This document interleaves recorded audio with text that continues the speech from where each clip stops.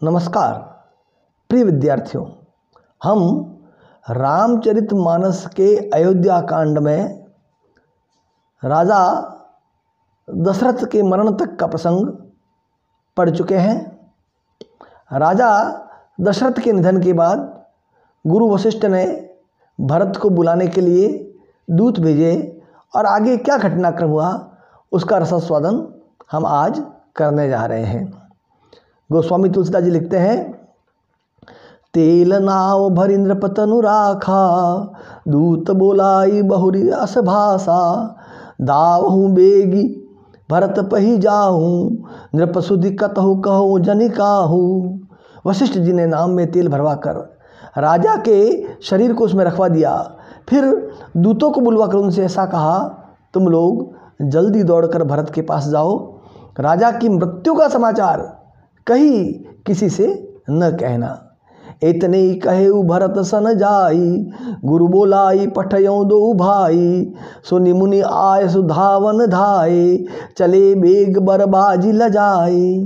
वशिष्ठ जी ने दूतों को कहा, जाकर भरत से इतना ही कहना कि तुम दोनों भाइयों को गुरुजी ने बुलवा भेजा है। मुनु की आज्ञा सुनकर धावन दूत दौड़े। वे इस तेजी से दौड़े कि अपने वेग से उत्तम घोड़ों को भी लजाते हुए चले। अनरथ अवध आरंभेहु जबते, कुसुगन होई भरत कहु तबते, देख ही राति भयानक सपना, जागी करही कटुकोटि कल्पना।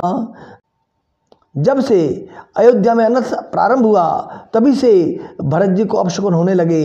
वे रात को भयंकर स्वप्न देखते थे और जागने पर उन स्वप्नों के कारण करोड़ों तरह की अनेक प्रकार की बुरी बुरी कल्पनाएं किया करते थे। विप्र जेवाई देहि दिन दाना, शिव अभिषेक करहि विधि नाना, मांग हृदय महेश मनाई, कुशल मातु पितु परिजन भाई।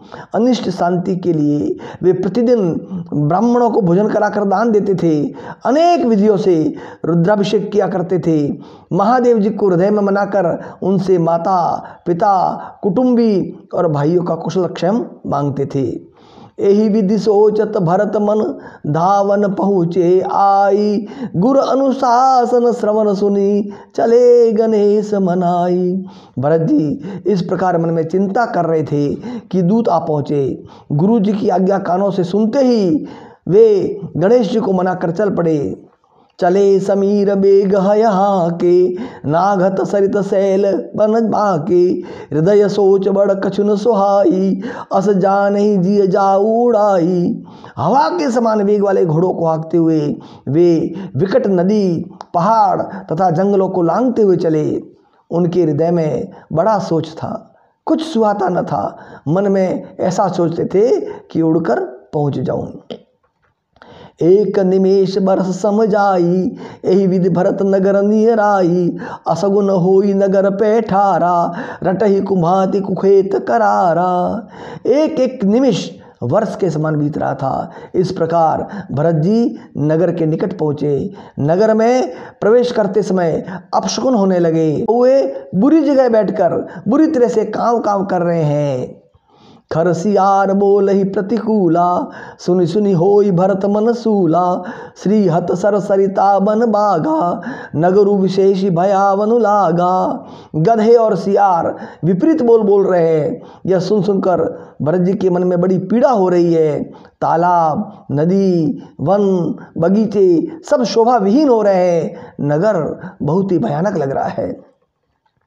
खग मृग हय गय जाई न जोए, राम वियोग कुरोग बिगोए, नगर नारी नर निपट दुखारी, मनो सबनि सब संपत्ति हारी।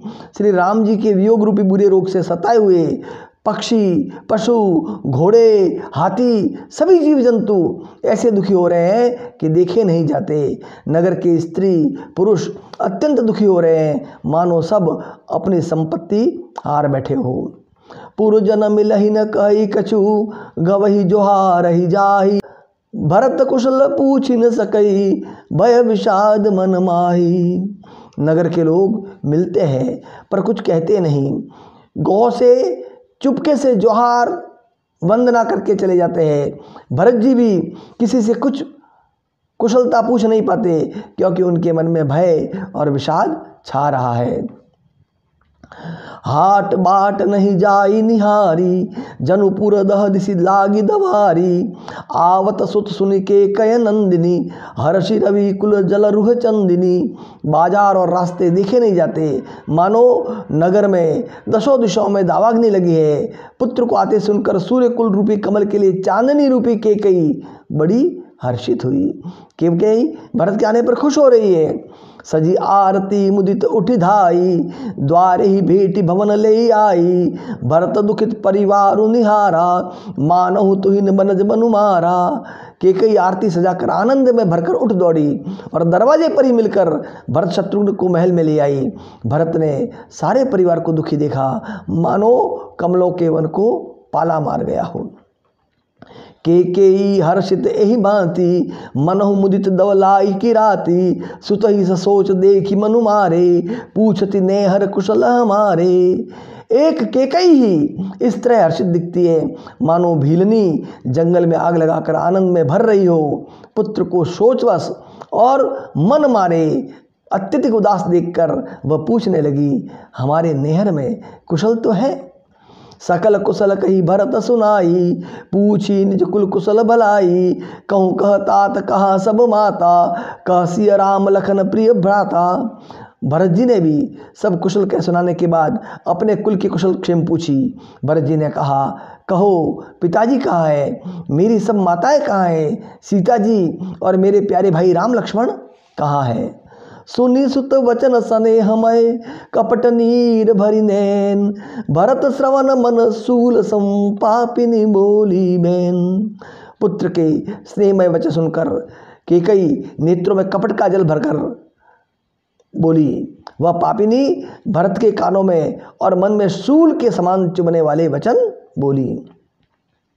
तात बात में सकल सवारी, भय मंथरा सहाय विचारी। कछुक काज विधि बीच बिगारेऊ, भूपति सुरपति पुरप गधारेऊ। हे तात, मैंने सारी बात बना ली थी, बेचारी मंथरा सहायक हुई, पर विधाता ने बीच में जरा सा काम बिगाड़ दिया। वह यह कि राजा देवलोक को पधार गए। सुनत भरत भय विबस विषादा, जनु सह में करि के हरिनादा। तात तात हा तात पुकारी, परे भूमि तल व्याकुल भारी। भरत यह सुनते ही विषाद के मारे विवश बेहाल हो गए, मानो सिंह की गर्जना सुनकर हाथी सहम गया हो। वे तात तात हा तात पुकारते हुए अत्यंत व्याकुल होकर जमीन पर गिर पड़े। चलत न देख न पायऊँ तो ही, तात न राम ही सौंपेहु मोही। बहुरी धीर धरी उठे संभारी, कहु पितु मरन हे तुम हतारी। भरत विलाप करने लगे कि हे तात, मैं आपको स्वर्ग के लिए चलते समय देख भी न सका। हाय, आप मुझे श्री राम जी को सौंप भी नहीं गए।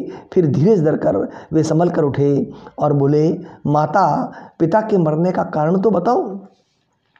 सुनि सुत वचन कहति केकई, मरमु पाँच जनु माहुर देही। आदि हुते सब आपनि करनी, कुटिल कठोर मुदित मन बरनी। पुत्र का वचन सुनकर केकई कहने लगी, मानो मर्म स्थान को पाँच कर चाकू से चीर कर उसमें जहर भर रही हो। कुटिल और कठोर केकई ने अपनी सब करनी शुरू से आखिर तक बड़े प्रसन्न मन से सुना दी। भरत ही बिसरे पितु मरन, सुनत राम बन गौन। हे तू अपन पऊ जानी जिय, थकित रहे धरि मौन। श्री रामचंद्र जी का वन जाना सुनकर भरत जी को पिता का मरण भूल गया और हृदय में इस सारे अनर्थ का कारण अपने को ही जानकर वे मौन होकर स्तंभित रह गए, अर्थात उनकी बोली बंद हो गई और वे सन्न रह गए। इस प्रकार प्रिय विद्यार्थियों, भरत अत्यधिक व्यथित है। राम के वनगमन से भरत की पीड़ा असीम है और आगे भी भरत किस प्रकार से माँ केकई पर रोष प्रकट करेंगे वो हम अगले वीडियो में देखेंगे। आप आनंदपूर्वक इनके मर्म को समझें और इनके माध्यम से जो भ्रातृ प्रेम की शिक्षा है, जो परिवार में सौहार्द और प्रेम की शिक्षा है, उसको अपने जीवन में उतारे। धन्यवाद, नमस्कार।